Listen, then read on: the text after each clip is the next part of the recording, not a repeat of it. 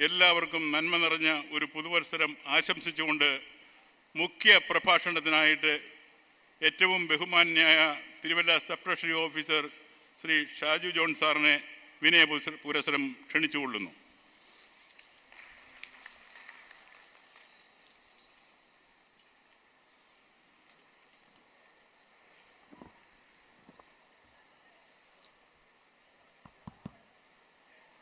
നമ്മുടെ വേദിയിലും അതേപോലെ സദസ്സിലുമായിരിക്കുന്ന എല്ലാ മഹനീയ വ്യക്തിത്വങ്ങൾക്കും തിരുവല്ല സബ് ട്രഷറിയുടെ പേരിലുള്ള ഹൃദയംഗമമായ അഭിവാദ്യങ്ങൾ നേരുകയാണ്.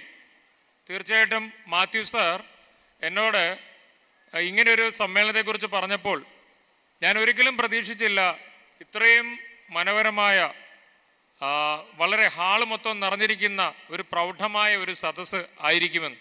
കാരണം ട്രഷറി എന്ന് പറയുന്നത് സാർ നേരത്തെ സൂചിപ്പിച്ചതുപോലെ ഞങ്ങളുടെ പ്രധാനപ്പെട്ട ജോലി പെൻഷനും ശമ്പളവും വിതരണം ചെയ്യുക എന്നുള്ളതാണ്.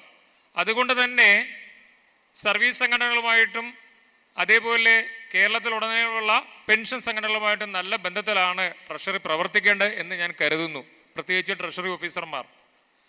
അങ്ങനെ ചെയ്താൽ മാത്രമേ പെൻഷൻകാരുടെ വിവിധമായ പ്രശ്നങ്ങൾക്ക് പരിഹാരം കണ്ടുകൊണ്ട് നമുക്ക് മുന്നോട്ട് പോകാൻ സാധിക്കുകയുള്ളൂ. അങ്ങനെ തിരുവല്ലയിലും ഞങ്ങൾ ജോലി ചെയ്യുന്ന മറ്റു പല സ്ഥലങ്ങളിലും പോകുമ്പോൾ ഇത്രയും പെൻഷൻകാരുടെ എണ്ണം, കാരണം കുറച്ച് പേർ ഇപ്പോഴും വെളിയിൽ നിൽപ്പുണ്ട്, ഈ ഇത്രയും പെൻഷൻകാർ കേരളത്തിൻ്റെ പല ഭാഗങ്ങളിൽ നിന്ന് ഒരുമിച്ച് ഈ സമയത്ത് കൂടി ഒത്തൊരുമയോടെ ഇരിക്കുന്ന കാഴ്ച കാണുമ്പോൾ വളരെ അഭിമാനം തോന്നുന്നു. തീർച്ചയായും നിങ്ങളെല്ലാവരും ഇവിടെ വരുന്നത് എന്തിനാണ്? ഒരു കൂട്ടായ്മയ്ക്ക് വേണ്ടിയിട്ടാണ്. കാരണം പെൻഷൻ 1-ാം തീയതി നിങ്ങളുടെ ബാങ്കുകളിലേക്ക് അക്കൗണ്ടുകളിലേക്ക് ക്രെഡിറ്റ് ചെയ്യപ്പെടും. എന്നാൽ ഒരു കൂട്ടായ്മ ഉണ്ടെങ്കിൽ മാത്രമേ നിരവധിയായ കാര്യങ്ങൾ നിങ്ങൾ മനസ്സിലാക്കാനും അതേപോലെ ഇനിയും നിരവധിയായ കാര്യങ്ങളിലേക്ക് നിങ്ങളുടെ ശ്രദ്ധ ചെലുത്തുവാനും സാധിക്കുകയുള്ളൂ. എപ്പോഴും നമുക്കറിയാം മനുഷ്യനൊരു സാമൂഹിക ജീവിയാണ്. ഒരു സാമൂഹിക ജീവി എപ്പോഴും സമൂഹവുമായി നിരന്തരം ബന്ധപ്പെട്ടുകൊണ്ടിരിക്കുകയാണ്. എന്നാൽ മാറിയ അവസരങ്ങളിൽ ഇപ്പോൾ അണുകുടുംബങ്ങളിലെ ഒരു ശീലം എന്ന് പറയുന്നത് സമൂഹമായിട്ട് വലിയ ബന്ധമില്ലാതെ അവനവന് സ്വന്തമായിട്ട് ഓരോ മൊബൈൽ ഉണ്ടായിരിക്കുക, ആ മൊബൈലിലാണ് അവൻ്റെ ലോകം. അതിൽ നിന്നൊക്കെ വ്യത്യസ്തമായി നിങ്ങളിവിടെ നിൽക്കുമ്പോൾ, പ്രത്യേകിച്ച് നാഗാലാൻഡ് പെൻഷൻകാരെന്ന് പറയുമ്പോൾ നമുക്കെല്ലാം അറിയാം തലനരച്ചവരാണ്. നേരത്തെ ഒരു മഹാകവി TS തിരുമുമ്പ് പറഞ്ഞൊരു കാര്യം നമ്മുടെ മുൻ മുഖ്യമന്ത്രി VS പറഞ്ഞിട്ടുണ്ട്. തല നരയ്ക്കുവതല്ല എൻ്റെ വൃദ്ധത്വം, നരയ്ക്കാത്തതല്ല എൻ്റെ യുവത്വം. തീർച്ചയായിട്ടും ഞാൻ കടന്നു വന്ന സമയത്ത് മാത്യു സാർ പറയുന്നുണ്ടായിരുന്നു 100 വയസ്സ് കഴിയുമ്പോൾ പെൻഷൻ ഇരട്ടിയാവും. നമുക്കറിയാം മുൻ തലമുറയെ അപേക്ഷിച്ച് നമ്മൾ ആരോഗ്യ കാര്യങ്ങളിലും വിദ്യാഭ്യാസ കാര്യങ്ങളിലും മുൻപന്തിയിലെത്തിയത് മൂലം തീർച്ചയായിട്ടും ഒരുപാട് പ്രായമുള്ളവരുടെ തലമുറ നമുക്ക് ചുറ്റുമുണ്ട്. ഈ പ്രായമുള്ളവരുടെ തലമുറയെ കോർഡിനേറ്റ് ചെയ്തുകൊണ്ട് അവകാശങ്ങൾക്ക് വേണ്ടി വാദിക്കുകയും അവർക്ക് മെച്ചപ്പെട്ട സർവീസ് കൊടുക്കുകയും ചെയ്യുന്നതാണ് ഒരു പെൻഷൻ സംഘടനയുടെ ഉത്തരവാദിത്വം. വളരെ ഫലപ്രദമായിട്ട് നാഗാലാൻഡ് പെൻഷൻ അസോസിയേഷൻ ചെയ്യുന്നുണ്ട്. കാരണം ഇന്നലെ സാർ എന്നോട് പറഞ്ഞു ഞങ്ങൾക്ക് ഒരു ഫാമിലി പെൻഷൻ ഒരു വിഷയം ഉണ്ടായി. ഞാൻ മറ്റു വിഷയത്തിലേക്ക് ഡീപ്പായിട്ട് വരാം. ഫാമിലി പെൻഷൻ മേടിക്കാനായി വന്നു, ഫാമിലി പെൻഷനർക്ക് ഫാമിലി പെൻഷൻ കൊടുത്തു. അത് വളരെ ബുദ്ധിമുട്ടി. സാറ് എൻ്റെ ഓരോ തവണയും ഫോളോ അപ്പ് ചെയ്യുന്നുണ്ടായിരുന്നു. അതിനുശേഷം ഫാമിലി പെൻഷൻ കിട്ടിയിട്ട് അവരങ്ങ് പോയി. കാരണം അവർക്ക് അക്കൗണ്ട് ഉള്ളത് മറ്റൊരു ട്രഷറിയിലാണ്, തിരുവല്ല ട്രഷറിയിലല്ല. അവർക്ക് 2 പെൻഷനുണ്ട്. 2ാമത്തെ പെൻഷനാണ് തിരുവല്ല ട്രഷറിയിൽ നിന്ന് ഞങ്ങൾ പാസ്സാക്കി കൊടുത്തത്. അവർക്ക് ഈ പെൻഷൻ ബാങ്കിലേക്ക് മാറ്റണം. അവർക്കത് എന്ത് ചെയ്യണമെന്ന് അറിയില്ല. അവരുടെ കൂടെ അവർ മകൾ വന്നിട്ടുണ്ടായിരുന്നു. മകൾക്ക് പറഞ്ഞ് കുഴപ്പമില്ല, ഇങ്ങനെ മതി, കാരണം ഇടത്തോ ട്രഷറിയിൽ നിന്ന് ആ 2 പെൻഷൻ്റെ തുകകൾ മേടിച്ചു കൊള്ളാം. തൻ്റെ പെൻഷൻ ബുക്ക് ട്രഷറിയിലാണെന്ന് അവർക്ക് അറിയില്ല. അതിനുവേണ്ടി മാത്യു സാർ എന്നെ ഒരു 25-30 മെസ്സേജുകൾ ചെയ്തിട്ടുണ്ട്. ഇപ്പോൾ അദ്ദേഹം പറയുന്നത് പെൻഷൻ ബാങ്കിലേക്ക് മാറ്റാനുള്ള ഫോം അവരുടെ വീട്ടിൽ ചെന്ന് ഒപ്പിടിച്ച് കൊണ്ടുതരാമെന്ന്. അദ്ദേഹം ഇങ്ങനെ പറയുമ്പോൾ സർവീസിലുള്ള ഞങ്ങൾക്ക് അല്ലെങ്കിൽ മറ്റുള്ളവർക്ക് തീർച്ചയായിട്ടും ഒരു മാതൃകയാണ്. കാരണം പെൻഷൻകാരുമായിട്ട് ഇങ്ങനെ സംവദിക്കാൻ, പെൻഷൻകാരുടെ പ്രശ്നങ്ങൾക്ക് പരിഹാരം കാണാനാണ് ഒരു പെൻഷൻ സംഘടന ശ്രമിക്കേണ്ടത്. കാരണം ഈ കൂട്ടായ്മയുടെ ഫലമായിട്ട് ഇപ്പോൾ നിങ്ങൾ എല്ലാ വർഷവും ആർക്ക് എന്ത് അസൗകര്യം ഉണ്ടെങ്കിലും ഒരു തീയതി നിങ്ങൾ ഫിക്സ് ചെയ്തിരിക്കുകയാണ്. ആ തീയതിക്കകത്ത് നിങ്ങളുടെ സമ്മേളനം നിങ്ങൾ നടത്തും. എന്നാൽ എനിക്കറിയില്ല, കാരണം ഏതെങ്കിലും സംഘടന ഇങ്ങനെ ഒരു തീയതിയിൽ നടത്തുന്നുണ്ടെന്ന്. കഴിഞ്ഞ ദിവസം നമ്മുടെ മഹാത്മാഗാന്ധി ദക്ഷിണാഫ്രിക്കയിൽ നിന്ന് ഇന്ത്യയിലേക്ക് തിരിച്ചെത്തിയത് ജനുവരി മാസം 15-ാം തീയതിയാണ്. പ്രവാസി ദിനം ആചരിച്ചത് പക്ഷെ ജനുവരി 15-നല്ല. കാരണം അവിടെ മറ്റ് വിശിഷ്ട വ്യക്തികളുടെ അവരുടെ സൗകര്യം കണക്കിലെടുത്താണ്.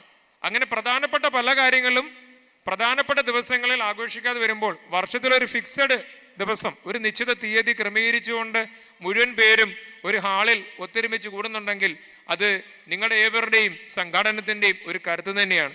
ഈ കൂട്ടായ്മയാണ് മുന്നോട്ട് വേണ്ടത്.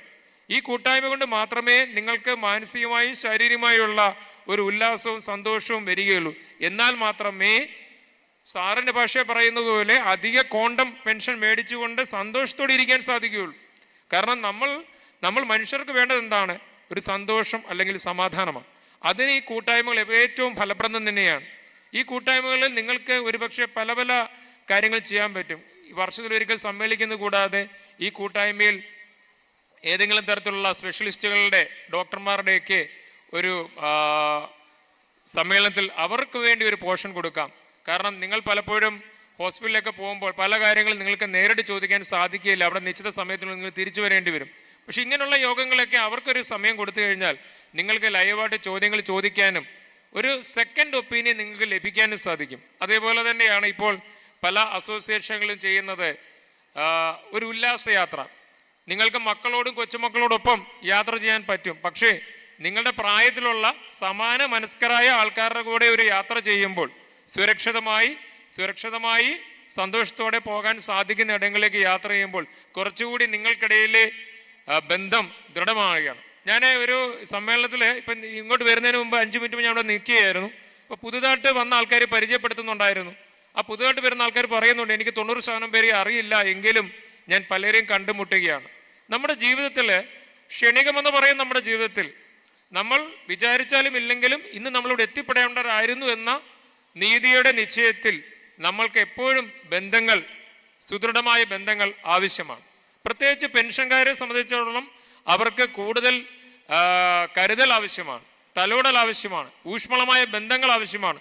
എന്നാൽ മാത്രമേ നമുക്ക് നേരത്തെ പറഞ്ഞതുപോലെ അധികമായിട്ടുള്ള കോണ്ടം പെൻഷനും വർദ്ധിപ്പിച്ച DA ഒക്കെ മേടിച്ചുകൊണ്ട് സന്തോഷത്തോടെ സമാധാനത്തോടെ ഇരിക്കാൻ സാധിക്കുകയുള്ളൂ.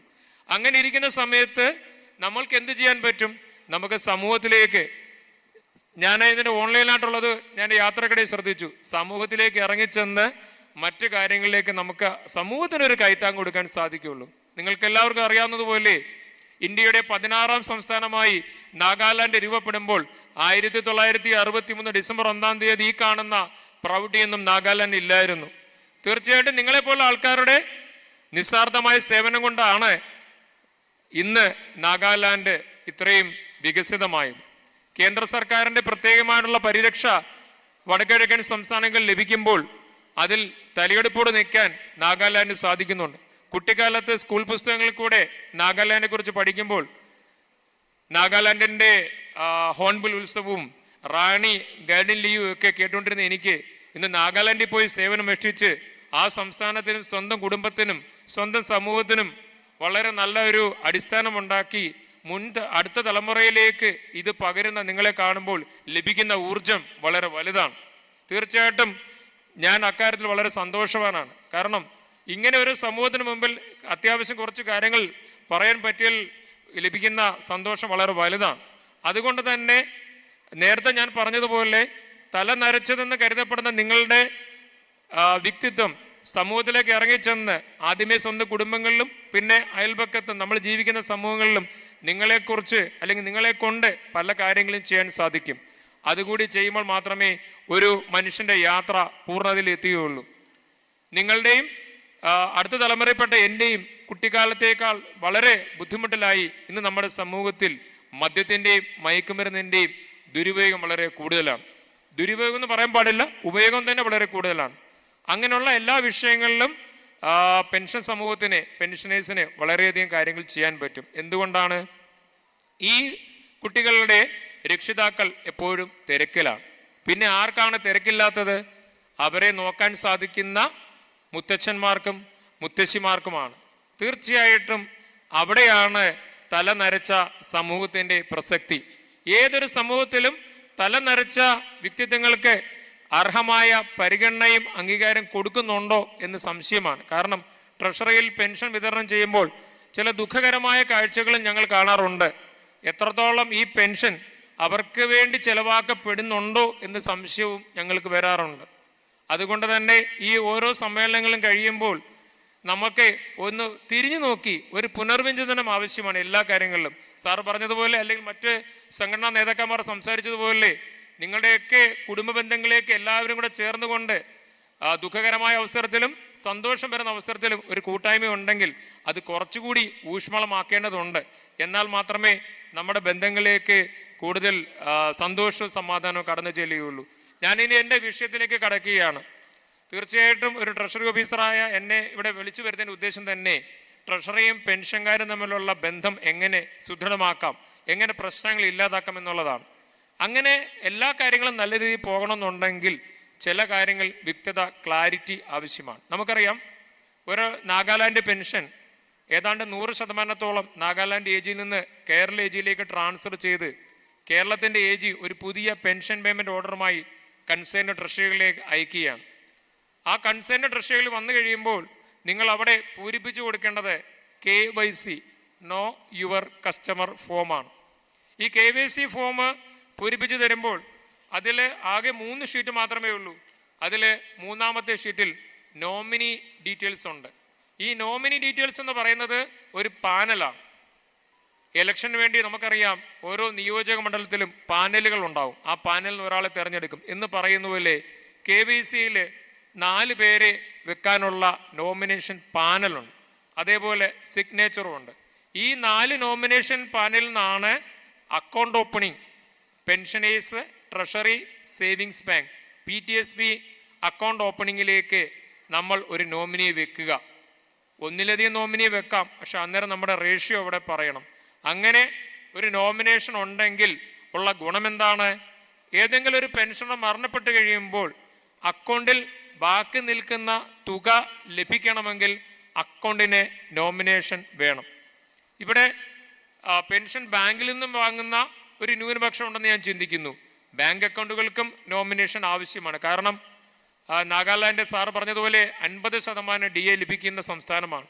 ഏതാണ്ട് DA പെൻഡൻസി ഇല്ല. ഞാൻ ഇന്നലെ വൈകുന്നേരം വരെ നോക്കി, പുതിയ DA ആഡ് ചെയ്തിട്ടില്ല. AG's ഓഫീസിൽ നിന്ന് പുതിയ DAയുടെ ഉത്തരവ് ട്രഷറി ഡിപ്പാർട്ട്മെൻറ്റിൽ വന്നു കഴിഞ്ഞാൽ കേന്ദ്രീകൃതമായി സെൻട്രലൈസ്ഡ് ആയിട്ടാണ് DA പ്രിപ്പയർ ചെയ്യുന്നത്. അതായത് ഇന്ന ട്രഷറി കിട്ടി, ഇന്ന ട്രഷറി കിട്ടിയില്ല എന്നില്ല. സംസ്ഥാനത്തെ മുഴുവൻ ട്രഷറികളിലും ഒരേപോലെയാണ് DA ലഭിക്കുക. എന്നാൽ DA കുടിശ്ശിക ഞങ്ങൾ മാനുവലായിട്ട് കൈകൊണ്ടാണ് പ്രിപ്പയർ ചെയ്യുന്നത്. അതുകൊണ്ട് DA കുടിശ്ശിക ചിലപ്പോൾ താമസിച്ചേക്കാം. 1-ാം തീയതി പുതിയ DA ലഭിച്ചാലും DA കുടിശ്ശിക കിട്ടേണ്ടതില്ല. അങ്ങനെ കിട്ടണമെങ്കിൽ സാറിനെ പോലുള്ള അല്ലെങ്കിൽ ഇവിടെ ഇരിക്കുന്ന മറ്റു മഹനീയ വ്യക്തിത്വങ്ങൾ, സംഘാടകർ, അവരുടെയൊക്കെ ഒരു ഇടപെടലുണ്ടെങ്കിൽ ഓരോ ട്രഷറിയിൽ വിളിച്ചിട്ട് അല്ലെ പറഞ്ഞിട്ട് സാറേ ആ DA അരിയർ കിട്ടിയിട്ടില്ല എന്ന് പറയുമ്പോഴാണ് ഞങ്ങൾ പെൻഷൻ സെക്ഷനിൽ ചെന്നിട്ട് നമ്മളെ നാഗാലാൻഡിൻ്റെ DA കൊടുക്കാനുണ്ട്, ഇപ്പം 53% ബാക്കി ആ 3% അരിയർ കൊടുക്കണമെന്ന് പറയുന്നു. അപ്പം ഞാൻ ആദ്യം പറഞ്ഞതിലേക്ക് തന്നെ തിരിച്ചു വരുന്നു. അക്കൗണ്ടുകൾക്ക് നോമിനേഷൻ ആവശ്യമാണ്. അക്കൗണ്ടുകൾക്ക് നോമിനേഷൻ ഇല്ല എങ്കിൽ പിന്നെന്താണ് സംഭവിക്കുക?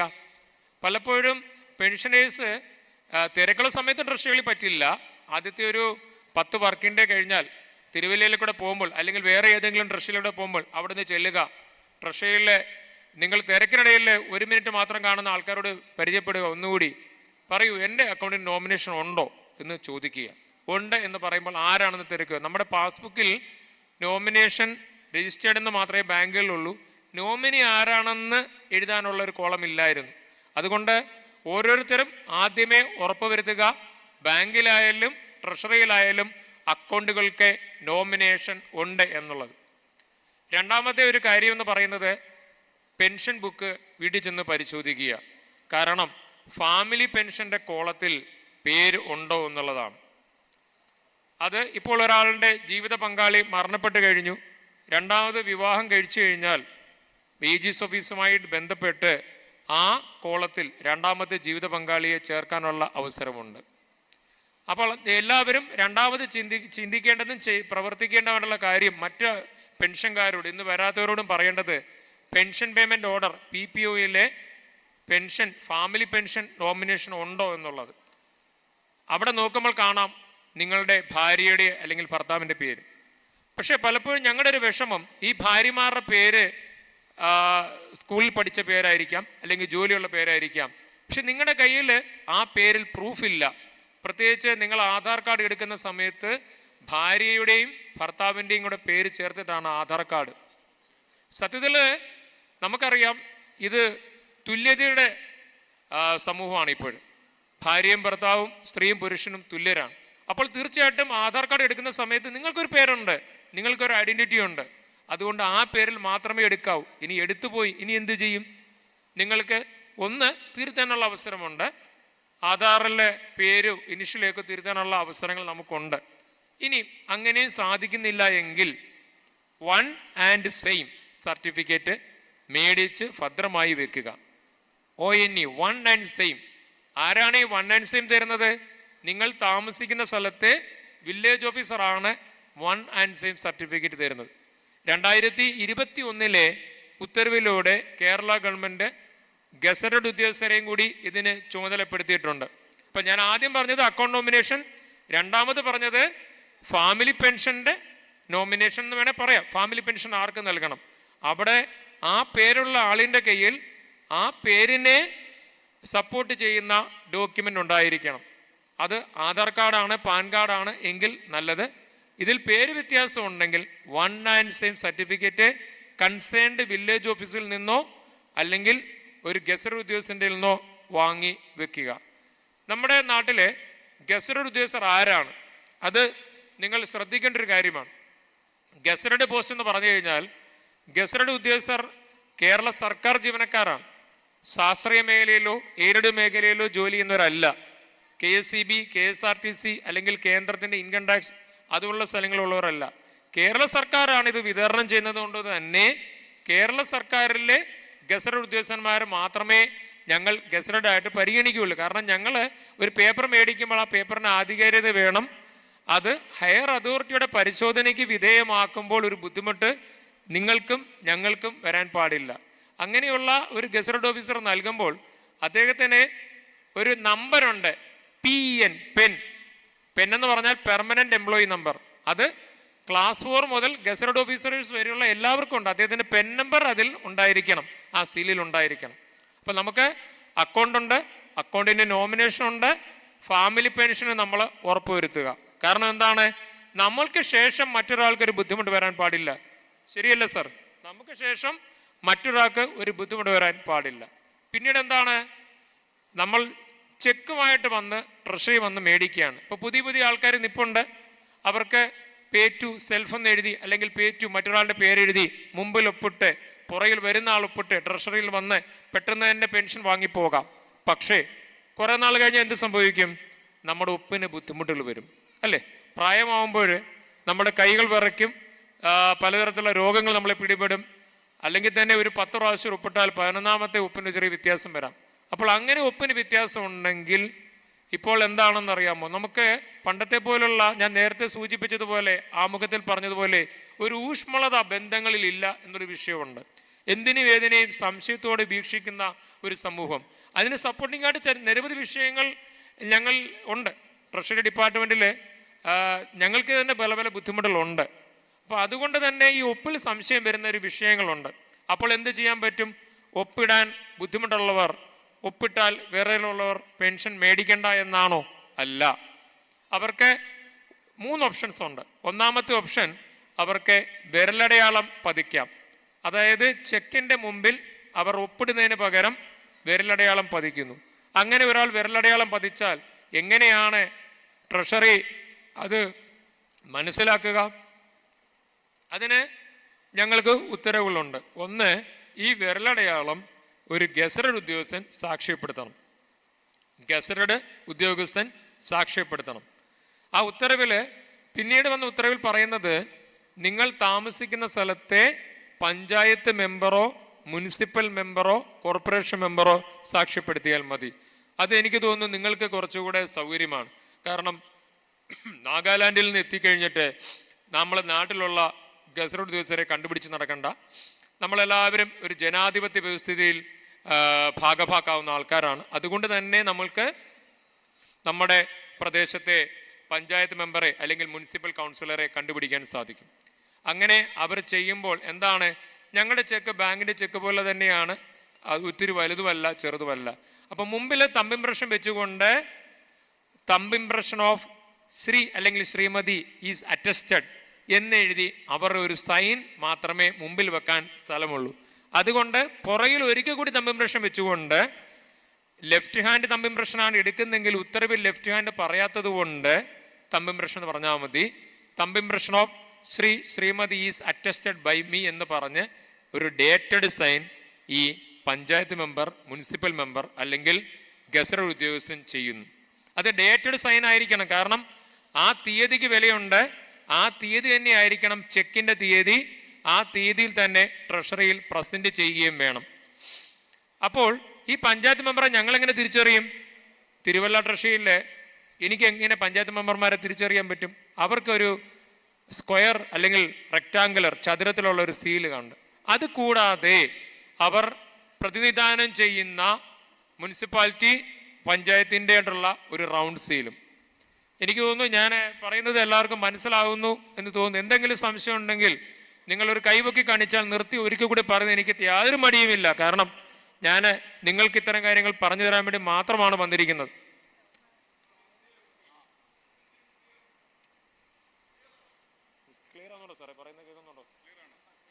ഓക്കെ, ഇപ്പം ഞാൻ ആദ്യം പറഞ്ഞു അക്കൗണ്ട് നോമിനേഷൻ വേണം.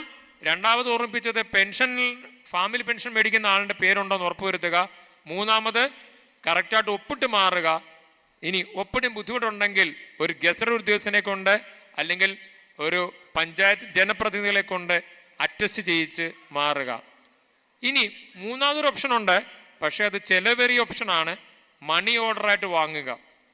കേരള സംസ്ഥാന സർക്കാരിൻ്റെ പെൻഷൻകാർക്ക് മണി ഓർഡറായിട്ട് സർക്കാർ ചെലവിൽ സ്വീകരിക്കാൻ വേണ്ടി ഓപ്ഷനുണ്ട്. എന്നാൽ അന്യസംസ്ഥാന പെൻഷൻകാർ, ഇന്റർ സ്റ്റേറ്റ് സർവീസ് എന്നാണ് ഞങ്ങൾ നാഗാലാൻഡ് ഉൾപ്പെടെയുള്ള എല്ലാവരെയും പറയുന്നത്. ISS പെൻഷൻകാരുടെ മണി ഓർഡർ കമ്മീഷൻ അതത് സംസ്ഥാനങ്ങൾ വഹിക്കാത്തത് കൊണ്ട് ഞങ്ങൾക്ക് സർക്കാർ ചെലവിൽ അയച്ചു തരാൻ സാധിക്കുകയില്ല. അതത് സംസ്ഥാന സർക്കാരുകൾ വഹിക്കുകയാണെങ്കിൽ കേരള സംസ്ഥാന സർക്കാർ ഒരുപക്ഷെ അതിനുള്ള അനുവാദം തന്നേക്കാം. അടുത്തത് എനിക്ക് പറയാനുള്ളത്, അപ്പോൾ പെൻഷൻ അക്കൗണ്ട് ഓപ്പൺ ചെയ്തു, പെൻഷൻ ബുക്കുണ്ട്, ഫാമിലി പെൻഷനുടെ കാര്യങ്ങൾ നോക്കി, തുടർന്ന് ചെക്ക് മാറിക്കൊണ്ടിരിക്കുക. ഇനി നമുക്കറിയാം ദൗർഭാഗ്യവശാൽ ഏതെങ്കിലും നോമിനി മരണപ്പെട്ടേക്കാം. എല്ലാവരുടെയും നോമിനി എപ്പോഴും അയാൾക്ക് ശേഷം മരിക്കണമെന്ന് നിർബന്ധമില്ല. മരണം എപ്പോഴും എത്തുന്ന ഒരു സത്യമാണ്, ഒരു ജീവിത സത്യമാണ്. അങ്ങനെയുള്ള അവസരങ്ങളിൽ ഉടൻ തന്നെ ട്രഷറിയുമായി ബന്ധപ്പെടുക. ഞാൻ ഇന്ന അക്കൗണ്ടിൽ നോമിനേഷൻ വെച്ചിരുന്ന ആൾ മരണപ്പെട്ടു, പകരം പുതിയ ആളിനെ വെക്കണമെന്ന് പറഞ്ഞുകൊണ്ട് പുതിയൊരു ഫോമുണ്ട്, ആ ഫോം തരിക.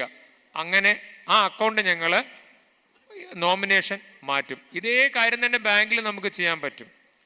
അടുത്ത മറ്റൊരു കാര്യത്തിലേക്ക് കടക്കുകയാണ്, പെൻഷൻ്റെ നോമിനേഷൻ. സാറ് നേരത്തെ സൂചിപ്പിച്ചു പെൻഷൻ. എന്താണ് ഈ പെൻഷൻ്റെ നോമിനേഷനും അക്കൗണ്ട് നോമിനേഷനും തമ്മിലുള്ള വ്യത്യാസം? അക്കൗണ്ടിൽ ബാക്കി നിൽക്കുന്ന തുകയ്ക്കാണ് അക്കൗണ്ട് നോമിനേഷൻ. പെൻഷൻ നോമിനേഷൻ എന്താണ്? ഇപ്പോൾ നോക്കൂ, 53% DA പ്രഖ്യാപിച്ചു. അതിൻ്റെ അരിയർ വാങ്ങുന്നതിന് മുമ്പ് ഏതെങ്കിലും ഒരു പെൻഷനർ മരണപ്പെട്ടാൽ ആ കുടിശ്ശിക ലാപ്സാകാതെ ആർക്ക് നൽകണമെന്ന് പെൻഷനർ തന്നെ തീരുമാനിക്കുന്നതാണ് പെൻഷൻ നോമിനേഷൻ. എന്നാൽ ഞാൻ ഉൾപ്പെടെയുള്ള ആൾക്കാർ പെൻഷൻ നോമിനേഷൻ ഒപ്പിട്ട് നൽകിയിട്ടുണ്ടെങ്കിൽ പോലും നിലവിൽ ആ pension nomination Kerala service rules പ്രകാരമുള്ള നോമിനേഷൻ ആയതുകൊണ്ട് പലപ്പോഴും അതൊരു തർക്കത്തിനിടയാകും. അത് അന്യസംസ്ഥാന പെൻഷൻകാർക്ക് ബാധകമല്ല എന്നതാണ് ഇപ്പോൾ പൊതുവെ പറയപ്പെടുന്നത്. അതുകൊണ്ട് എൻ്റെ ഒരു അഭ്യർത്ഥന, ഈ സംഘടനാ നേതൃത്വം അതിനുള്ള പ്രാപ്തിയുള്ളവരാണെന്ന് എനിക്കറിയാം, പെൻഷൻ നോമിനേഷൻ അന്യസംസ്ഥാന പെൻഷൻകാർക്ക് കൂടി, പ്രത്യേകിച്ച് ഈ നാഗാലാൻഡ് പെൻഷൻ അസോസിയേഷൻ പറയുമ്പോൾ നാഗാലാൻഡ് പെൻഷൻകാർക്ക് കൂടി ഈ പെൻഷൻ്റെ നോമിനേഷൻ കൊടുക്കാനുള്ള അനുവാദം ഉണ്ടാകണമെന്ന് പ്രബുദ്ധരായ നാഗാലാൻഡ് പെൻഷൻ സംഘടനാ നേതൃത്വം റെപ്രസെൻ്റ് ചെയ്യണം എന്ന് നിർദ്ദേശിക്കുകയാണ്. അങ്ങനെ ചെയ്താൽ ആ തുക കൂടി ആർക്ക് നൽകണം എന്ന കാര്യത്തിൽ തീരുമാനമാകും. അപ്പം ഞാൻ ആദ്യം പറഞ്ഞു അക്കൗണ്ട് നോമിനേഷൻ, പിന്നെ പെൻഷൻ ബുക്കിൽ പെൻഷൻ ഫാമിലി പെൻഷൻ മേടിക്കുന്ന ആളുടെ പേരുണ്ടോ നോക്കുക, പേര് വ്യത്യാസം ഉണ്ടെങ്കിലുള്ള കാര്യങ്ങൾ പറഞ്ഞു. തുടർന്ന് പറഞ്ഞത് ഒപ്പിൽ വ്യത്യാസം വന്നാൽ, ഒപ്പ് വ്യത്യാസമായിട്ട് വന്നു കഴിഞ്ഞാൽ ഈ വരുന്ന ആളിനെ സംശയിക്കുന്ന ഒരു സമീപനമുണ്ട്. ഏറ്റവും വിഷമം പിടിച്ചൊരു കാര്യമാണ്. കാരണം നിങ്ങൾക്കും ഞങ്ങൾക്കും എല്ലാവർക്കും ഒരു സന്തോഷത്തോടെയാണ് ട്രാൻസാക്ഷൻ നടത്തേണ്ടത്. എന്നാൽ മാത്രമേ പരസ്പരം കാണുമ്പോൾ ആത്മാർത്ഥമായിട്ട് ചിരിക്കാൻ സാധിക്കുകയുള്ളൂ, ആത്മാർത്ഥമായിട്ട് കുശലാന്വേഷണം നടത്താൻ സാധിക്കുകയുള്ളൂ. അപ്പോൾ ഒരു ബുദ്ധിമുട്ടില്ലാതെ പോകണമെന്നുണ്ടെങ്കിൽ ചില കാര്യങ്ങൾ നിങ്ങൾ കൂടി മനസ്സിലാക്കേണ്ടതുണ്ട്. കാരണം ഞങ്ങൾ ജോലി ചെയ്യുന്ന ചുറ്റുപാടിൽ വെറുതെ പെൻഷൻ കൊടുത്തു പോവുകയല്ല, പല പല കാര്യങ്ങളിൽ ഞങ്ങൾ നോ പറയേണ്ട സാഹചര്യമുണ്ട് പലരോടും. അങ്ങനെ പറയുമ്പോൾ, അല്ലെങ്കിൽ ബില്ലുകളുടെ കാര്യത്തിൽ പറയുമ്പോൾ, മറ്റു കാര്യങ്ങൾ പറയുമ്പോൾ വളരെ സ്ട്രെസ്ഡായുള്ള ഒരു സാഹചര്യത്തിൽ കൂടിയാണ് ഞങ്ങൾ പോയിക്കൊണ്ടിരിക്കുന്നത്. അതുകൊണ്ടാണ് ഇത്തരം കാര്യങ്ങൾ വ്യക്തമായിട്ട് പറഞ്ഞു തരുന്നത്. അടുത്ത മറ്റൊരു കാര്യം, ലെറ്റർ ഓഫ് അണ്ടർടേക്കിംഗ്. എന്താണ് ലെറ്റർ ഓഫ് അണ്ടർടേക്കിംഗ്?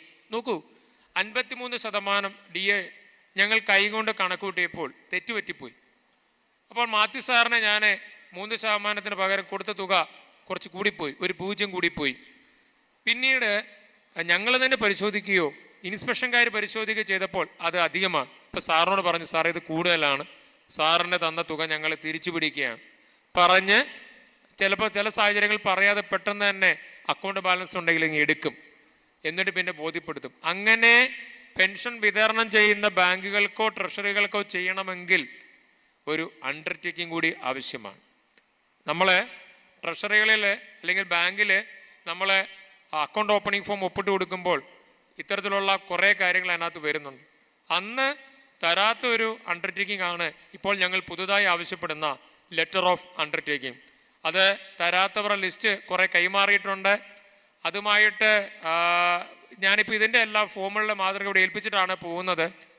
ഇത് നമുക്ക് അണ്ടർടേക്കിംഗ് ഒപ്പിട്ട് തരേണ്ടത് പെൻഷനറാണ്. 2 സാക്ഷികൾ വേണം. കുടുംബത്തിൽ നിന്നുള്ള ആൾക്കാരാകുന്നതുകൊണ്ട് യാതൊരു ബുദ്ധിമുട്ടുമില്ല. ഒപ്പിടുന്ന ആൾക്കാരുടെ ഐഡൻറ്റിറ്റി ആയിട്ട് ആധാർ കാർഡിൻ്റെ നമ്പർ എഴുതണം. ഞങ്ങൾ ആരും അത് ചെക്ക് ചെയ്യുന്നില്ല. കാരണം ഈ അണ്ടർടേക്കിംഗ് ഉണ്ടെങ്കിൽ മാത്രമേ ഞങ്ങൾക്ക് കുടിശ്ശികകളോ മറ്റ് പെൻഷൻ റിവിഷൻ കുടിശ്ശികകളോ ഒക്കെ ഞങ്ങൾക്ക് വിതരണം ചെയ്യാൻ സാധിക്കുകയുള്ളൂ. അതുകൊണ്ട് ഇവിടെ കൂടിയിരിക്കുന്ന ആൾക്കാർ ഈ കിട്ടുന്ന അറിവുകൾ സാറ് നേരത്തെ പറഞ്ഞ പോലെ ലോകമെങ്ങും ഈ യൂട്യൂബ് കാണുന്നുണ്ട്. അതുകൊണ്ട് തന്നെ മാത്രമല്ല, നിങ്ങൾക്ക് നാളെയോ മറ്റന്നാളോ അടുത്ത മാസമോ ഈ ചാനലിൻ്റെ പേജ് കയറി നോക്കിയാൽ നിങ്ങളെ എല്ലാം കാണാൻ പറ്റും. ഈ പറയുന്നതെല്ലാം, ഇവിടെ പ്രസംഗിച്ചതെല്ലാം കേൾക്കാനും പറ്റും. അതുകൊണ്ട് തന്നെ വളരെ പ്രധാനപ്പെട്ടൊരു കാര്യമാണ് ലെറ്റർ ഓഫ് അണ്ടർടേക്കിംഗ് നൽകേണ്ടത്. കാരണം എക്സസ് പേയ്മെൻറ്റ് വന്നു കഴിഞ്ഞാൽ ഞങ്ങൾക്ക് റിക്കവർ ചെയ്യേണ്ടി വരും. ഇപ്പം ഞങ്ങളുടെ കണക്കുകൂട്ടൽ ചില അപാകതകൾ സംഭവിക്കാം. അന്നേരം ഈ അണ്ടർടേക്കിംഗ് എത്രയും പെട്ടെന്ന് പെൻഷനർ നേരിട്ട് കൊണ്ട് തന്നാൽ സന്തോഷം, നേരിട്ട് കൊണ്ട് തന്നില്ലെങ്കിലും പെൻഷൻ സംഘടനാ നേതാക്കന്മാരെയോ മക്കൾ വഴിയോ കൊച്ചുമക്കൾ വഴിയോ ട്രഷറികളിലേക്ക് എത്തിക്കണമെന്ന് അഭ്യർത്ഥിക്കുകയാണ്. ഇനിയും മറ്റൊരു കാര്യം, സാറ് നേരത്തെ പറഞ്ഞ പോലെ കേരള സംസ്ഥാന സർക്കാർ ജീവനക്കാർക്കോ പെൻഷൻകാർക്കോ ഇല്ല. അഡീഷണൽ കോണ്ടം വളരെ നല്ല രീതിയിലാണ് അത് ചെയ്യുന്നത്. ഈ അഡീഷണൽ കോണ്ടം ലഭിക്കണമെങ്കിൽ ഡേറ്റ് ഓഫ് ബർത്ത് PPL ഉണ്ടായിരിക്കണം. സർവീസ് പെൻഷൻകാരുടെ എല്ലാ ഡേറ്റ് ഓഫ് ബർത്തും PPL ഉണ്ട്. എന്തുകൊണ്ടാണ്? നിങ്ങളുടെ പേര്, നിങ്ങളുടെ ഡെസിഗ്നേഷൻ, ഡേറ്റ് ഓഫ് ബർത്ത്, നിങ്ങൾ സർവീസിൽ പ്രവേശിച്ച തീയതി, റിട്ടയർമെൻറ്റ് ചെയ്ത തീയതി, ഇവയെല്ലാം PPL കാണും. എന്നാൽ കേരള സംസ്ഥാനത്തോ നിങ്ങളുടെയോ മറ്റ് സംസ്ഥാനങ്ങളുടെയോ ഫാമിലി പെൻഷനറുടെ ഡേറ്റ് ഓഫ് ബർത്ത് ഒരു പെൻഷൻ ബുക്കിലും ഇല്ല. അങ്ങനെ ഒരു കോളം ഇതുവരെ പ്ലാൻ ചെയ്തിട്ട് പോലും ഇല്ല. അങ്ങനെയുള്ള അവസരങ്ങളിൽ ഞാനിതുവരെ ശ്രദ്ധിക്കാത്തൊരു കാര്യം കഴിഞ്ഞ മാസം ഈ മാസം തന്നെ ശ്രദ്ധിച്ചു. നാഗാലാൻഡ് പെൻഷൻകാരോടൊരു വിവേചനമായിട്ട് നാഗാലാൻഡ് സർക്കാർ തന്നെ പെൻഷൻ പരിഷ്കരണ ഉത്തരവിൽ പറയുന്നത് ഫോം നമ്പർ 2 കൊടുത്ത് നാഗാലാൻഡ് AG ഓതറൈസ് ചെയ്യണമെന്നാണ്. അത് ഒരു ട്രഷറി ഓഫീസർ അത് നിരസിച്ചപ്പോഴാണ് അതിനെക്കുറിച്ച് പഠിച്ച് മനസ്സിലാക്കിയത്. ഞാൻ ഉൾപ്പെടെയുള്ളവർ ഇത്തരം കാര്യങ്ങൾ ശ്രദ്ധിക്കാതെ പാൻ കാർഡ്, നമുക്കറിയാം ഏറ്റവും ആധികാരികമായ രേഖയാണ് പാൻ കാർഡ്. ആധാർ കാർഡ് വയസ്സ് തെളിയിക്കുന്ന രേഖയായിട്ട് കേന്ദ്ര ഗവൺമെൻറ് അംഗീകരിച്ചിട്ടില്ല. സംസ്ഥാന സർക്കാർ പെൻഷൻകാർക്ക് 80 വയസ്സ് കഴിയുമ്പോൾ 1000 രൂപ മാത്രമാണ് സ്പെഷ്യൽ കെയർ അലവൻസ് കൊടുക്കുന്നത്. നമുക്ക് അങ്ങനെയല്ല ഇവിടെ ലഭിക്കുന്നത്. 20, 30, 40, 50% ലഭിക്കുന്നുണ്ട്, 100% ലഭിക്കുന്നുണ്ട്.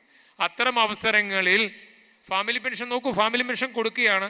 ആ കൊടുക്കുന്ന വ്യക്തിക്ക് 85% ഉണ്ടെങ്കിൽ ഉടനടി തന്നെ ഞങ്ങൾ ആരും പറയാതെ തന്നെ ഞങ്ങൾ അവർക്ക് കിട്ടേണ്ട അഡീഷണൽ കോണ്ടം നൽകാറുണ്ട്. പ്രത്യേകിച്ച് യാതൊരു ഞങ്ങൾ മിക്കവാറും ഞങ്ങൾ ഓർക്കാറുണ്ട്. ഓഫീസർ നിലയ്ക്ക് ഞാൻ അല്ലെങ്കിൽ എൻ്റെ അക്കൗണ്ടന്റുമാർ ഓർക്കാറുണ്ട്, ഞങ്ങളിത് ചെയ്യാറുണ്ട്. എങ്കിൽ പോലും ഏതെങ്കിലും ഒരാൾക്ക് ലഭിക്കുന്നില്ലെങ്കിൽ നിങ്ങളൊന്ന് ഉറപ്പ് വരുത്തുക, എനിക്കിത് ലഭിക്കുന്നുണ്ടോ, അല്ലെങ്കിൽ സർവീസ് സംഘടനാ നേതാക്കന്മാരുമായിട്ട് ബന്ധപ്പെടുക, ഞങ്ങൾ പരിശോധിച്ചിട്ട് മറുപടി പറയാം. അതുകൊണ്ട് തന്നെയാണ് ഞാൻ ആദ്യമേ സൂചിപ്പിച്ചതുപോലെ ഇത്തരം കൂട്ടായ്മകളുടെ പ്രസക്തി വരുന്നത്. നിങ്ങൾക്ക് പല കാര്യങ്ങൾ അറിയാം, പക്ഷേ ഈ കാര്യങ്ങൾ ഷെയർ ചെയ്യുകയും മറ്റുള്ളവരോട് പറയുകയും, നേരത്തെ പറഞ്ഞ പോലെ അത്യാവശ്യമായിട്ടൊരു വാട്സപ്പ് കൂട്ടായ്മ നിങ്ങൾക്കുണ്ടെന്ന് ഞാൻ വിശ്വസിക്കുന്നു. വാട്സപ്പ് ഉപയോഗിക്കാൻ പാടുള്ളവർക്ക് മക്കൾ ഉപയോഗിക്കാം, അല്ലെങ്കിൽ കൊച്ചുമക്കൾ ഉപയോഗിക്കാം. എന്തുകൊണ്ടാണ്? നമ്മുടെ ജീവിതത്തിൽ നമ്മൾ ഒരു മത്സരത്തിൽ ബാറ്റൺ കൈമാറുന്ന പോലെയാണ് നമ്മുടെ ജീവിതം, അല്ലേ? പിതാക്കന്മാർ മക്കൾക്ക് കൈമാറുന്നു, മക്കൾ അവരുടെ മക്കൾക്ക് കൈമാറുന്നു, അങ്ങനെയാണ് നമ്മൾ പോകുന്നത്. അതുകൊണ്ട് തന്നെ പ്രായമായ, നേരത്തെ പറഞ്ഞ പോലെ തലനരച്ച ആൾക്കാരെ പ്രൊട്ടക്ട് ചെയ്യേണ്ട ബാധ്യത മക്കൾക്കും കൊച്ചുമക്കൾക്കും ഉള്ളത് കൊണ്ട് വാട്സപ്പ് കൂട്ടായ്മ ഉപയോഗിക്കാത്തവരെ അതിലേക്ക് കൊണ്ടുവരണം. മക്കളോ കൊച്ചുമക്കളോ അതിൽ വരണം. അങ്ങനെ വന്നു കഴിഞ്ഞാൽ ഞങ്ങൾക്ക് മറ്റ് അസാരസ്യങ്ങളില്ലാതെ ഞങ്ങൾക്ക് പെൻഷൻ വിതരണം ചെയ്യാൻ പറ്റും. ഇനി അങ്ങനെ നമ്മൾ പെൻഷൻ അങ്ങനെ അങ്ങ് വിതരണം ചെയ്തുകൊണ്ടിരിക്കാൻ പറ്റില്ല. എന്തുകൊണ്ടാണ്? പെൻഷന് മസ്റ്ററിംഗ് ഉണ്ട്, ആനുവൽ മസ്റ്ററിംഗ് അഥവാ വാർഷിക മസ്റ്ററിംഗ്.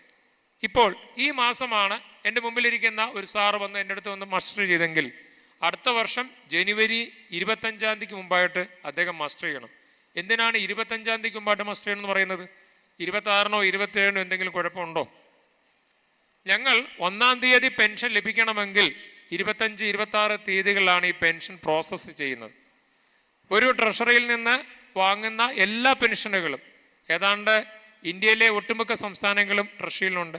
കേരളത്തിൻ്റെ തന്നെ പല പെൻഷനുകളുണ്ട്, മന്ത്രിമാരുടെ XMLA അങ്ങനെയുള്ള പെൻഷനുകളുണ്ട്. എല്ലാ പെൻഷനുകളും 25, 26 തീയതി ആകുമ്പോൾ ഞങ്ങൾ പ്രോസസ്സ് ചെയ്യും. അപ്പോൾ അതിന് മുന്നായിട്ട് വന്ന് വാർഷിക മസ്റ്ററിങ്, ആനുവൽ മസ്റ്ററിങ് നടത്തിയെങ്കിൽ മാത്രമേ നമുക്ക് ആ പെൻഷൻ കറക്റ്റായിട്ട് ചാലുവായിട്ട് തുടരാൻ സാധിക്കുകയുള്ളൂ. അതിന് എന്താണ് നിങ്ങൾ ചെയ്യേണ്ടത്? മസ്റ്ററിങ് ചെയ്യേണ്ടത് നിങ്ങളുടെ പെൻഷൻ ബുക്ക് അഥവാ പാസ്ബുക്ക്, കൂടാതെ ഒറിജിനൽ ആധാർ കാർഡ്. എന്തിനാണ് ഈ ഒറിജിനൽ ആധാർ കാർഡ് എന്ന് പറയുന്നത്? കാരണം പെൻഷനറെ ഞങ്ങൾക്ക് മനസ്സിലാക്കി വേണം മസ്റ്റർ ചെയ്യാൻ. ഇത് പെൻഷനർ അല്ലാതെ നേരിട്ട് വന്ന് മസ്റ്റർ ചെയ്യാൻ ശ്രമിച്ച സാഹചര്യങ്ങളൂടി ഉള്ളത് കൊണ്ട് ഇപ്പോൾ വളരെ സ്ട്രിക്റ്റായിട്ടാണ് മസ്റ്ററിങ് ഫോളോ ചെയ്യുന്നത്. ഏതാണ്ട് 5-6 വർഷം മുമ്പ് ഓരോരുത്തരായിട്ട് എന്നോട് വരുന്നു, പാസ്ബുക്ക് തരുന്നു, ഞാൻ അപ്പോഴേ മസ്റ്റർ ചെയ്യുന്നു. എനിക്ക് പൂർണ്ണമായും ഉറപ്പില്ല എൻ്റെ മുമ്പിൽ വന്നിരിക്കുന്ന ആൾ, എങ്കിലും ഒരു പെൻഷനറാണ്, ആ പെൻഷനർ തെറ്റ് ചെയ്യില്ല എന്ന് മനസ്സിലാക്കിക്കൊണ്ട് നമ്മൾ മസ്റ്റർ ചെയ്ത് വിടുകയാണെങ്കിൽ ഇന്ന് ആധാർ കാർഡ് പരിശോധിച്ചിട്ടാണ് ഒരു ട്രഷറി ഓഫീസർ അഥവാ അദ്ദേഹത്തിൻ്റെ ജൂനിയർ സൂപ്രണ്ടുമാർ മസ്റ്ററിങ് ചെയ്യുന്നത്. അതുകൊണ്ട് ഈ കൂടിയിരിക്കുന്നവരോട് എൻ്റെ ഒരു അഭ്യർത്ഥന, നിങ്ങളുടെ ആധാർ കാർഡിലെ പേര്, നേരത്തെ ഞാൻ പറഞ്ഞ ആധാർ കാർഡിലെ പേരിൻ്റെ വിഷയം വീണ്ടും വരികയാണ്. അവിടെ നിങ്ങളുടെ കയ്യിലൊരു 1 and same സർട്ടിഫിക്കറ്റ് വേണം. പരമാവധി ആധാർ കാർഡിൽ അവനവൻ്റെ പേരിലേക്ക് പോകുക, അല്ലെങ്കിൽ 1 and same. അതുപോലെ തന്നെ ആധാർ കാർഡിൻ്റെ പ്രത്യേകത എന്താണെന്ന് കൂടി നിങ്ങൾ മനസ്സിലാക്കണം. അതിലെ ഫോട്ടോ നമുക്ക് എപ്പോഴും അപ്ഡേറ്റ് ചെയ്യാം. ഇപ്പോൾ ഒരു മുതിർന്ന ആൾക്കാർ, ഡൈ അടിക്കുന്ന ആൾ വിചാരിക്കും നാളെ മുതൽ ഡൈ അടിക്കുന്നില്ല, ഒക്കെ ഡൈ അടിക്കാത്ത നല്ല സുന്ദരമായ ഫോട്ടോ ആധാർ കാർഡിൽ അപ്ഡേറ്റ് ചെയ്യാം. അങ്ങനെ മസ്റ്ററിങ്ങിന് വരാം. ഇനി മസ്റ്ററിങ് നമ്മൾ ചെയ്യുമ്പോൾ നേരിട്ട് വന്ന് മസ്റ്റർ ചെയ്യുന്ന കൂടാതെ മറ്റ് 2 മാർഗങ്ങൾ കൂടിയുണ്ട് മസ്റ്ററിങ് ചെയ്യാൻ. ഒന്ന്, ലൈഫ് സർട്ടിഫിക്കറ്റ്. എന്താണ് ലൈഫ് സർട്ടിഫിക്കറ്റ്? ലൈഫ് സർട്ടിഫിക്കറ്റ് എന്ന് പറഞ്ഞാൽ പെൻഷനർ ജീവിച്ചിരിപ്പുണ്ടെന്ന് ഒരു ഗസറ്റഡ് ഉദ്യോഗസ്ഥൻ സാക്ഷ്യപ്പെടുത്തുന്നതാണ്. ഞാൻ നേരത്തെ പറഞ്ഞത് ചെക്കിൻ്റെ കാര്യത്തിൽ മുനിസിപ്പൽ കൗൺസിലർക്കും പഞ്ചായത്ത് മെമ്പർക്കും അതിലൊരു പങ്കുണ്ടെങ്കിൽ മസ്റ്ററിങ്ങിൻ്റെ കാര്യത്തിൽ യാതൊരു പങ്കുമില്ല. കാരണം ഒരു ചെക്ക് മാറുന്നത് പോലെ അല്ല ഒരു മസ്റ്ററിങ്. ഒരാളെ മസ്റ്റർ ചെയ്യുമ്പോൾ അയാളുടെ 1 വർഷത്തെ മുഴുവൻ പെൻഷനും അവിടെ ക്രെഡിറ്റ് ചെയ്യാനുള്ള സാഹചര്യം ഒരുക്കുകയാണ്. അതുകൊണ്ട് തന്നെ ലൈഫ് സർട്ടിഫിക്കറ്റിന് പ്രിസ്ക്രൈബ്ഡ് ഫോമുണ്ട്. ആ ഫോമിൽ ഇന്നയാൾ ജീവിച്ചിരിപ്പുണ്ടെന്ന് പറയേണ്ടത് ആ പെൻഷനർ താമസിക്കുന്ന സ്ഥലത്തെ ഗസറ്റഡ് ഓഫീസറാണ്. ആ പെൻഷനർ താമസിക്കുന്ന സ്ഥലത്തെ ഗസറ്റഡ് ഓഫീസർക്ക് ഇവിടെ ജോലി ചെയ്യുന്ന ആളായിരിക്കണം. ഇപ്പം ഞാൻ എൻ്റെ മുമ്പിലിരിക്കുന്ന ഒരാളിൻ്റെ അടുത്താണ് ഞാനങ്ങ് തിരുവനന്തപുരത്ത് സെക്രട്ടറിയിലാണെങ്കിൽ എനിക്ക് അദ്ദേഹത്തെ മസ്റ്റർ ചെയ്യാൻ സാധിക്കുകയില്ല. ആ പ്രദേശവാസിയായ ആ പ്രദേശത്ത് ജോലി ചെയ്യുന്ന ആൾ മതി. പ്രദേശവാസിയല്ല, പ്രദേശത്ത് ജോലി ചെയ്യുന്ന ഒരു ഗസറ്റഡ് ഓഫീസർക്ക് സാക്ഷ്യപ്പെടുത്താം ഇന്ന തീയതിയിൽ ഇന്നയാള് ജീവിച്ചിരിപ്പുണ്ട് എന്ന്. അവിടെ അദ്ദേഹത്തിൻ്റെ PPA നമ്പർ ചേർക്കാം, ഫുൾ നെയിം ചേർക്കാം. അതേപോലെ തന്നെ അദ്ദേഹം നേരത്തെ പറഞ്ഞതുപോലെ PEN pen number, permanent employee number അദ്ദേഹത്തിൻ്റെ സീലിലുണ്ടായിരിക്കണം, റൗണ്ട് സീലുണ്ടായിരിക്കണം. ആ ദിവസം തന്നെ കൊണ്ടുതരാൻ പരമാവധി ശ്രമിക്കണം. കാരണം ആ ദിവസമാണ് അദ്ദേഹം ജീവിച്ചിരിപ്പുണ്ടെന്ന് പറയുന്നത്, പിറ്റേ ദിവസം ജീവിച്ചിരിപ്പുണ്ടെന്ന് പറയുന്നില്ല. അതുകൊണ്ട് അത് ദയവായി ശ്രദ്ധിക്കുക. ഇനി ലൈഫ് സർട്ടിഫിക്കറ്റ് ഇഷ്യൂ ചെയ്യുമ്പോഴുള്ള മറ്റൊരു പ്രശ്നം നമുക്കറിയാം. നേരത്തെ പറഞ്ഞ പോലെ നാഗാലാൻഡ് പെൻഷൻകാരെ കുറിച്ച് ഞാൻ ഒറ്റ തവണ അന്ന് അഭിസംബോധന ചെയ്തോട്ടെ. നിങ്ങളെ മിക്കവാറും ആൾക്കാർ അനുഗ്രഹിക്കപ്പെട്ട ഒരു സമൂഹമാണ്. കാരണം എൻ്റെ അടുത്ത് വരുന്ന അന്യ രാജ്യങ്ങളിൽ, പ്രത്യേകിച്ച് അമേരിക്കയിലും കാനഡയിലും സെറ്റിൽ ചെയ്തിരിക്കുന്നവരെല്ലാവരും തന്നെ ഭൂരിഭാഗം പേരും എൻ്റെ മുമ്പിൽ വന്നവരെല്ലാം നാഗാലാൻഡ് പെൻഷൻകാരാണ്. അവിടുത്തെ ഒരു ബുദ്ധിമുട്ട് എന്താണ് അമേരിക്കയിൽ സെറ്റിൽ ചെയ്തിരിക്കുന്ന ഒരു നാഗാലാൻഡ് പെൻഷനറുടെ ബുദ്ധിമുട്ട്? ആ ലൈഫ് സർട്ടിഫിക്കറ്റ് ഇഷ്യൂ ചെയ്യേണ്ടത് എംബസിയിലെ കോൺസുലേറ്റ് ജനറലാണ്, അല്ലെങ്കിൽ അതേ തസ്തികയിലുള്ള മറ്റുള്ളവരാണ്. വളരെ ശ്രമകരമാണ് ഈ ബുദ്ധിമുട്ട്. നമുക്ക് മനസ്സിലാക്കാൻ പറ്റും. ഞാൻ എൻ്റെ വീട്ടിൽ നിന്നൊരു അവധി ദിവസം സാറ് പറഞ്ഞു ഇവിടെ വന്നതുപോലെ അല്ല. ആ ലൈഫ് സർട്ടിഫിക്കറ്റിന് വേണ്ടി അവർക്ക് ദീർഘമായി യാത്ര ചെയ്യേണ്ടി വരും. അവിടെ ചെല്ലുമ്പോൾ ആ കോൺസുലേറ്റിൽ നിന്ന് ഒരുപക്ഷെ എപ്പോഴും നല്ല അനുഭവം ആയിരിക്കണമെന്നില്ല. മാത്രമല്ല അദ്ദേഹം അവിടെ ആയിരിക്കുന്നത് പാസ്പോർട്ടിൻ്റെ ബേസിലാണ്, പെൻഷൻ പേയ്മെൻറ്റ് ഓർഡറിൻ്റെ ബേസിലല്ല. പക്ഷേ ഞങ്ങളെ സംബന്ധിച്ചിടത്തോളം ഞങ്ങളുടെ ലൈഫ് സർട്ടിഫിക്കറ്റിനകത്ത് ഹോൾഡർ ഓഫ് PPO എന്ന് വേണം. ഒരു പെൻഷനർ ആണെങ്കിൽ അയാളുടെ ഐഡൻറ്റിറ്റി പെൻഷൻ പേയ്മെൻറ്റ് ഓർഡറാണ്. അതുകൊണ്ട് തന്നെ ഇന്നയാൾ സർട്ടിഫൈഡ് ദാറ്റ് ശ്രീ സ്വയൻസോ ഹോൾഡർ ഓഫ് അമേരിക്കൻ പാസ്പോർട്ട് ആയിക്കോട്ടെ, കുഴപ്പമില്ല, അമേരിക്കൻ പാസ്പോർട്ട് ആയിക്കോട്ടെ, ഹോൾഡർ ഓഫ് ഇന്ത്യൻ പാസ്പോർട്ട് ആയിക്കോട്ടെ. പക്ഷേ അതിൻ്റെ കൂടെ PPO നമ്പർ കൂടി വേണം. അത് ആ കോൺസുലേറ്റ് ജനറലിന് അറിയാം. കാരണം അദ്ദേഹം ഭാരത സർക്കാരിൻ്റെ ഉദ്യോഗം വഹിക്കുന്ന ആളാണ്. അതുകൊണ്ട് തന്നെ അദ്ദേഹത്തിന് നാളെ പെൻഷൻ ഉള്ളതാണ്, PPO നമ്പർ പുള്ളിക്കുള്ളതാണ്. അതുകൊണ്ട് തന്നെ PPO നമ്പർ അതിനകത്ത് പൂർണ്ണമായും രേഖപ്പെടുത്തണം. അവിടെ ഒരു വിഷയം വരുന്നുണ്ട്. പാസ്പോർട്ടിലെ പേരും PPOയിലെ പേരും രണ്ടാണ്. എന്ത് ചെയ്യാൻ പറ്റും? പലപ്പോഴും എൻ്റെ അടുത്ത് വരുന്ന ആൾക്കാർക്ക് ഞാൻ വിശദമായിട്ട് കാര്യങ്ങൾ പറഞ്ഞു കൊടുക്കാറുണ്ട്. നേരത്തെ പറഞ്ഞ പോലെ 1% നല്ല അനുഭവം ഇല്ലാത്തവർ കണ്ടേക്കാം. കാരണം ആ സമയത്തെ നമ്മുടെ മാനസികമായിട്ടുള്ള സമ്മർദ്ദങ്ങളുടെയോ അല്ലെങ്കിൽ ജോലി തിരക്കുകളുടെ വെളിച്ചത്തിൽ അവർ ആഗ്രഹിക്കുന്ന രീതിയിൽ പെരുമാറാൻ ഒരുപക്ഷെ സാധിച്ചെന്ന് വരില്ല, ക്ഷമിക്കുക. അപ്പോൾ അവരോട് ഞാൻ വ്യക്തമായിട്ട് പറയും, അവിടെയും ഈ 1 and same സർട്ടിഫിക്കറ്റ് വേണം. അപ്പോൾ ചുരുക്കി പറഞ്ഞാൽ പെൻഷനറുടെ കൂടെ എപ്പോഴും വേണ്ടുന്നതാണ് ഈ 1 and same സർട്ടിഫിക്കറ്റ്. കാരണം പാസ്പോർട്ട് എടുക്കുന്ന സമയത്ത് പ്രത്യേകിച്ച് സ്ത്രീകൾക്കാണ് ഭർത്താവിൻ്റെ പേര് കൂടെ ചേർന്നെടുക്കുന്നത് വരുമ്പോൾ PPOയിലെ പേര് വ്യത്യാസം വരുന്നുണ്ട്. അതുകൊണ്ട് ഈ കാര്യങ്ങൾ ദയവായി മനസ്സിലോർക്കുക. കാരണം നേരത്തെ പറഞ്ഞതുപോലെ നിങ്ങളോട് സുഗമമായി സൗഹാർദ്ദപരമായി ട്രാൻസാക്ഷൻ നടത്താനാണ് ഞങ്ങൾക്കെല്ലാം ആഗ്രഹം. കാരണം രാവിലെ ഓഫീസിലേക്ക് വരുമ്പോൾ വൈകിട്ട് ഓഫീസിൽ നിന്ന് പോകുമ്പോൾ സന്തോഷത്തോടെ പോകാനാണ് ഞങ്ങൾ ആഗ്രഹിക്കുന്നത്. അങ്ങനെ ഞങ്ങൾ സന്തോഷത്തോടെ പ്രവർത്തിക്കണമെങ്കിൽ ഇങ്ങനെയുള്ള കുറേ റിക്വയർമെൻറ്റ്സ് പൂർത്തിയായേ പറ്റുകയുള്ളൂ. എന്നിട്ടും എന്തെങ്കിലും ബുദ്ധിമുട്ടുണ്ടെങ്കിൽ അവിടെ നമുക്ക് ട്രഷറി ഓഫീസറെ കാണാം, സംഘടനാ നേതാക്കന്മാരെ കാണാം.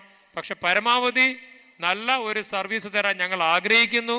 കാരണം പ്രത്യേകിച്ച് വളരെ അഭിമാനത്തോടെ തന്നെ പറയാം, നമ്മൾ ഈ നാട്ടിലെ ജീവിക്കുന്ന സാഹചര്യത്തിൽ പല ഓഫീസുകളായിട്ട് നമ്മൾ ഇടപെടും. അവിടെ നിന്നൊക്കെ വ്യത്യസ്തമായി വളരെ ഓഡിറ്റബിളായിട്ടുള്ള സർവീസ് ഞങ്ങൾക്ക് നൽകാൻ സാധിക്കും. പക്ഷെ നേരത്തെ പറഞ്ഞ 1% അസുഖകരമായ വിഷമം പിടിച്ച നിമിഷങ്ങളുണ്ടെങ്കിൽ നമുക്കതിനെ പരിഹരിക്കാം. പക്ഷേ അതിനെ നിങ്ങളുടെ ഭാഗത്തു നിന്നുള്ള ഒരു പിന്തുണ കൂടി ആവശ്യമാണ്. ഞാൻ പറഞ്ഞതെല്ലാം ഒന്നും കൂടി റിവ്യൂ ചെയ്യുകയാണ്. ഒന്ന്, അക്കൗണ്ട് നോമിനേഷൻ, നോമിനി മരണപ്പെട്ടാൽ ചെയ്യേണ്ട കാര്യങ്ങൾ, പെൻഷൻ ബുക്കിൽ പേരുണ്ടോ, 1 and same certificate, letter of undertaking, pension നോമിനേഷനുള്ള കാര്യങ്ങൾ. നിലവിൽ പെൻഷൻ നോമിനേഷനുമായിട്ട് പലരുടെ കയ്യിൽ ഇരിപ്പുണ്ട്, ഒപ്പിട്ടതെല്ലാം ഓണർ ചെയ്യും. പക്ഷെ പുതുതായിട്ട് നോമിനേഷൻ തരാൻ ബുദ്ധിമുട്ടുണ്ട്. അത് സർവീസ് സംഘടന ടേക്കപ്പ് ചെയ്യേണ്ട വിഷയമാണ്. എന്നെ ശ്രദ്ധിക്കുന്ന പ്രിയപ്പെട്ട പെൻഷൻകാര സമൂഹമേ, ഞങ്ങളെ സംബന്ധിച്ചിടത്തോളം നിങ്ങളോട് നല്ല സർവീസ് ഞങ്ങൾ നൽകണമെന്നുണ്ടെങ്കിൽ കഴിഞ്ഞൊരു ദിവസം ഒരു ഗുജറാത്ത് പെൻഷനല്ല, ഒരു ഫാമിലി പെൻഷൻ കൊടുത്തു. അവിടെ ആ അമ്മയ്ക്ക് ഒപ്പിടാൻ വയ്യ. എനിക്ക് തോന്നി ഈ അമ്മ KYC ഫോമിൽ ഒപ്പിട്ട് കഴിഞ്ഞാൽ അതേ ഒപ്പ് പിന്നിടാൻ പാടാം. ആ പെൻഷനറുടെ മകൻ കഴിഞ്ഞ ദിവസം പെൻഷൻ മേടിക്കാൻ വന്നു. നാഗാലാൻഡ് പെൻഷൻകാരനല്ലെന്ന് ആദ്യമേ പറഞ്ഞു, അതുകൊണ്ട് നിങ്ങളെ ആരെയും പറയാനല്ലേ. ആ ഒപ്പിട്ടിരിക്കുന്ന മകനാണ്. പക്ഷെ മകൻ എത്ര ശ്രമിച്ചിട്ടും വിറയാർന്ന കൈകളോടെ ആ അമ്മ ഒപ്പിട്ടത് മകന് കോപ്പി ചെയ്യാൻ പറ്റുന്നില്ല. അപ്പോൾ അങ്ങനെയുള്ള സമയങ്ങളിൽ നേരത്തെ പറഞ്ഞ പോലെ ബാങ്കിലേക്ക് മാറ്റുക അല്ലാതെ മാർഗമില്ല. ബാങ്കിൽ ATM വഴി കിട്ടുമല്ലോ. അങ്ങനെ ബാങ്കിലേക്ക് മാറ്റിക്കഴിഞ്ഞാൽ പിന്നീട് ഉണ്ടാകുന്ന വിഷയം എന്താണ്? ട്രഷറിയുമായിട്ട് യാതൊരു തരത്തിലും ബന്ധമില്ല. എനിക്ക് തോന്നുന്നു ഇവിടെ ബാങ്കിൽ നിന്ന് നേരിട്ട് മേടിക്കുന്നവരുണ്ട്. ബാങ്കിൽ നേരിട്ട് മേടിക്കുമ്പോൾ നിങ്ങളുടെ സംസ്ഥാനത്ത് നിങ്ങളുടെ കൂടെ ജോലി ചെയ്ത ആൾക്കാർക്ക് കിട്ടുന്നത് പോലെ തന്നെ ഓൺ ദ സ്പോട്ടിൽ നിങ്ങൾക്ക് കിട്ടും. കാരണം എന്താണ്? പെൻഷൻ സെല്ലാണ് പെൻഷൻ ക്രെഡിറ്റ് ചെയ്യുന്നത്. നിങ്ങളുടെ സംസ്ഥാന സർക്കാരിൻ്റെ പെൻഷൻ സെല്ലായിരിക്കും പെൻഷൻ ക്രെഡിറ്റ് ചെയ്യുന്നത്. അതുകൊണ്ട് ഒപ്പ് വ്യത്യാസമുണ്ടെങ്കിൽ അല്ലെങ്കിൽ വിദേശത്ത് സ്ഥിരതാമസമാക്കിയാണെങ്കിൽ ഞങ്ങൾക്ക് ചെക്ക് ബുക്ക് മറ്റു കാര്യങ്ങൾ ഇഷ്യൂ ചെയ്യാൻ പാടുണ്ടെങ്കിൽ അങ്ങനെ ഒരു മാർഗം സ്വീകരിക്കുന്നതിൽ തെറ്റില്ല. കാരണം നമ്മളെപ്പോഴും ആഗ്രഹിക്കുന്നത് നമ്മുടെ ഇടപെടലുകൾ, നമ്മുടെ ഓരോ ദിവസവും നമ്മുടെ ബന്ധങ്ങൾ എല്ലാം വളരെ സൗഹാർദ്ദപരമായിരിക്കണം, ഊഷ്മളപരമായിരിക്കണം എന്നുള്ളതാണ്. എന്തെങ്കിലും ആർക്കെങ്കിലും സംശയമുണ്ടെങ്കിൽ ഞാൻ നേരിട്ട് പറയാൻ തയ്യാറാണ്.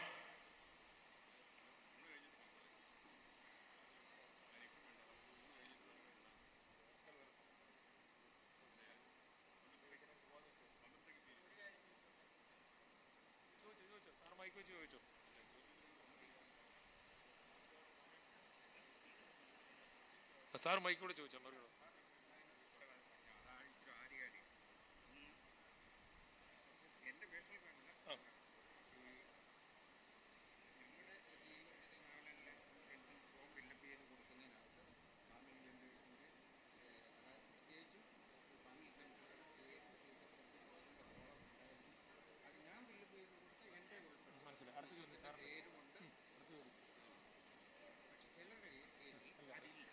സാറ് ചോദിച്ചത് നാഗാലാൻഡിൽ വെച്ച് നിങ്ങൾ പെൻഷൻ ബുക്ക് ഫില്ല് ചെയ്തപ്പോൾ ഫാമിലി പെൻഷൻ്റെ പേരും ഡേറ്റ് ഓഫ് ബർത്തും ഉണ്ടായിരുന്നു.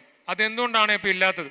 വളരെ നിസ്സാരമാണ്. കാരണം നിങ്ങൾ അഥവാ നാഗാലാൻഡിൽ വെച്ച് പെൻഷൻ കൈപ്പറ്റിയിട്ടാണ്, ഒരു വർഷം പെൻഷൻ കൈപ്പറ്റിയിട്ട് വന്നാൽ പോലും ഈ ഡേറ്റ് ഓഫ് ബർത്ത് കാണില്ല. കാരണം തിരുവനന്തപുരം AG ഇഷ്യൂ ചെയ്യുന്ന ഒരു പെൻഷൻ ബുക്കിലും ഡേറ്റ് ഓഫ് ബർത്ത് ഇല്ല.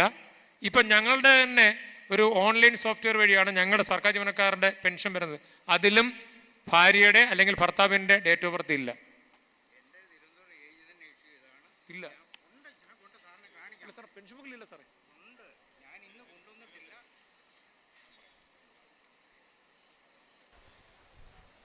നമ്മൾ ഇന്ന് ഞാൻ പോരുന്നതിന് മുമ്പായിട്ട് PPO ബുക്ക് നോക്കിയതാണ്.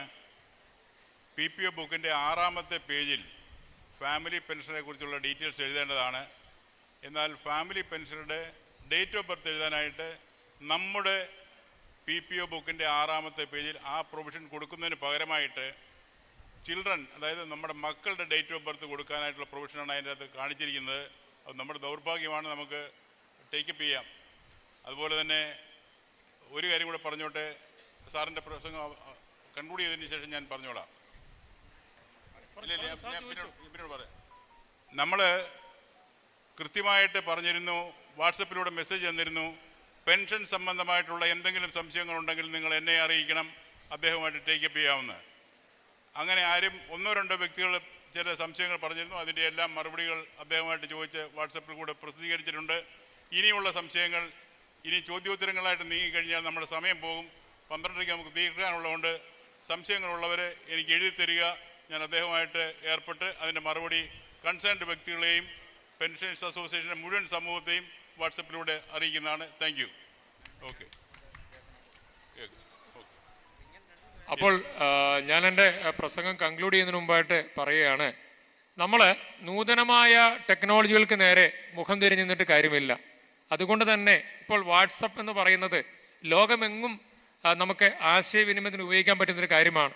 അതുകൊണ്ട് ഇപ്പോൾ ഇവിടെ വന്നിരിക്കുന്നവരും അല്ലാത്തതുകൊണ്ടുള്ള എല്ലാ ആൾക്കാരും വാട്സപ്പിലേക്ക് വരികയും അവർക്ക് വാട്സപ്പ് ഉപയോഗിക്കാൻ പറ്റിയില്ലെങ്കിൽ ഞാൻ നേരത്തെ പറഞ്ഞ പോലെ അവരുടെ കുടുംബാംഗങ്ങൾ, മക്കൾ, കൊച്ചുമക്കൾ ആരെങ്കിലും ഇതിൽ കയറുക, എന്നിട്ട് അച്ഛ അല്ലെങ്കിൽ ഡാഡി അല്ലെങ്കിൽ അപ്പുപ്പ, അപ്പച്ച നാളെ മീറ്റിംഗ് ഉണ്ട്, ഇങ്ങനെ ചോദ്യം ചോദിച്ചു, അപ്പച്ചന് എന്തെങ്കിലും സംശയമുണ്ടോ, നിങ്ങൾക്ക് അതിനകത്ത് വോയിസ് ക്ലിപ്പ് ചോദിക്കാം.